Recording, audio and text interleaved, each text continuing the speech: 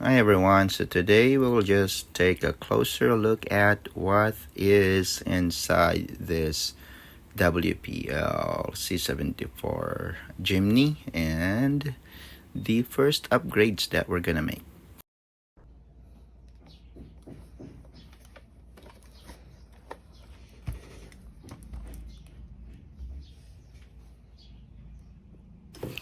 Meron lang siyang screws sa ilalim that we need to remove one by one to separate the chassis and the body.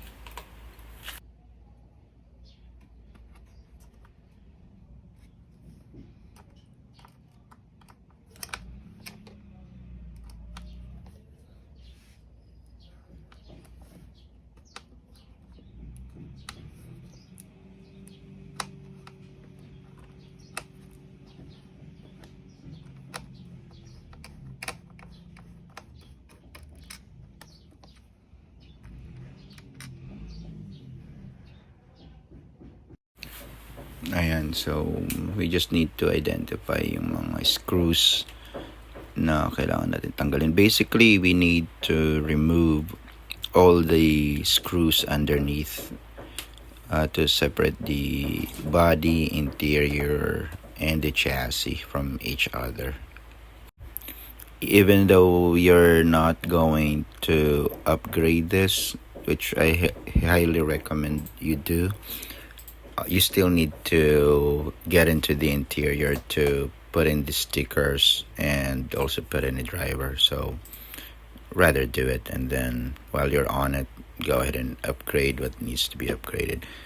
First thing that I'll be upgrading on this one would be the electronics, because the stock electronics doesn't have a drag brake, and it also stutters, and then slow speed is not smooth basically, so we need to address that. Okay, ngayon maihiwalay na natin yung chassis tsaka yung body, but be careful guys, because ayan, mapapansin nyo may mga nakasaksak din sa ESC nya. So, kailangan natin matandaan kung saan natin sila huhugutin, since we're not familiar with this ESC receiver combo. So, right here, I'm just pointing out where the wires are connected to, para alam ko kung saan ko sila ibabalik. So there, I'm just trying to distinguish or identify where they are, or where the wires are connected to the ESC before removing them.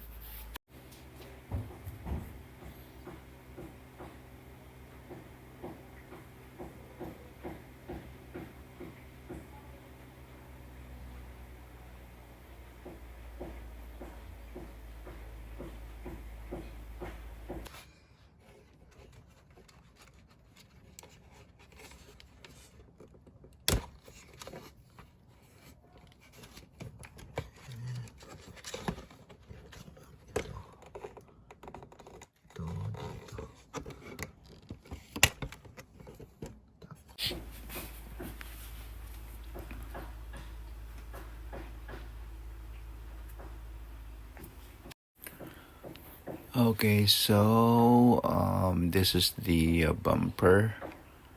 So yun yung laman niya. And pwede rin natin baliktarin siguro to. Try ko baliktarin yan later. Pero yan, yung bumper headlights or bumper lights.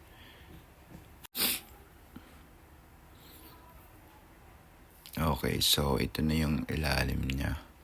Ngayon naman, we are going to separate yung interior saka yung body. So yun lang ulit. Tanggalin natin yung mga natitira pang screws dito sa ilalim.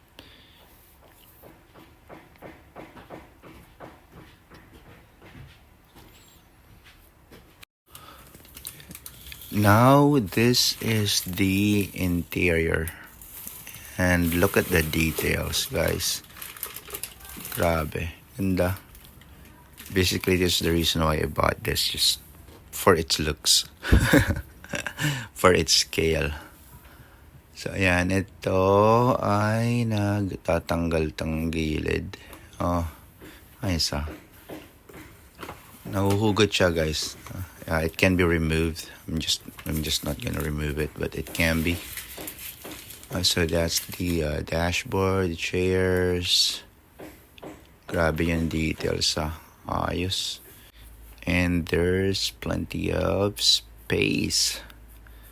Madami tayong malalagay na electronics. So ito yung headlights. Ayan siya. I wonder kung pwede itong direct sa receiver or kailangan ko ng resistor or something. I'm not too sure. Magtatanong tayo sa mga experts. So yan, ang interior, body. Hindi ko pa inaalis yung plastic. May kasi binabalik-baliktad ko pa siya. So just look at the details, guys. Ayos.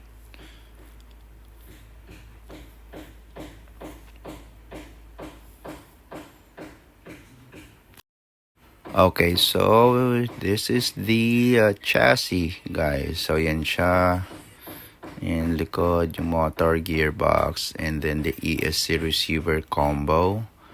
Sayang lang yung electronics kung medyo maayos sana. Hindi na natin kailangan mag-upgrade, pero I think common naman yun sa mga RTRs. Napalitan electronics. And then this is the bumper, which I showed you earlier. So, ayan siya. I think we can just paint this, yung mga salamin dito, para more realistic siya kesa dikitan lang natin ng stickers. And this is the rear bumper. Yun, napaka-plain and clear nung parang mirror niya. So, we'll paint that as well.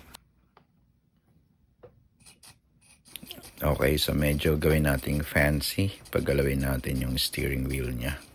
So we'll make an animated driver. Okay, so ito na yung first upgrade natin. 1060 ESC. So gawin ko pa ng connection papunta dun sa motor niya. Ito yung wire ng motor niya. Siguro mag JST na lang ako para sa dalawa. Tapos ito need kong pahabain para umabot dun sa battery tray sa likod. So ngayon hayaan ko muna sa likod yung battery because I'll be using 2S LiPo. Magaan lang siya. Lahat ng electronics naman is nasa harap. And pabibigatin natin yung lower part na ito next. So yun yung next nating problemahin, paano pababain yung center of gravity niya or yung at least pagbigatin yung ilalim. So yan, ito servo for the driver. We'll make an animated driver, and then may receiver.